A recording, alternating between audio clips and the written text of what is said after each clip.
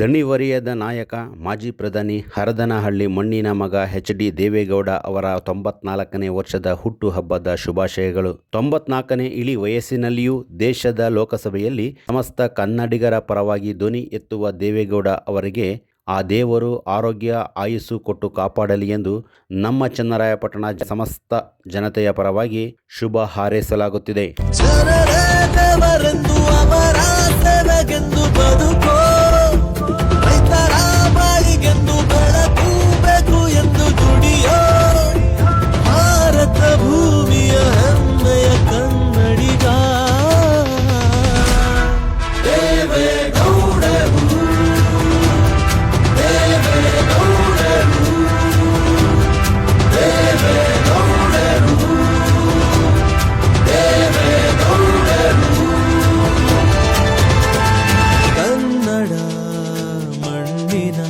ಮಹನೀಯ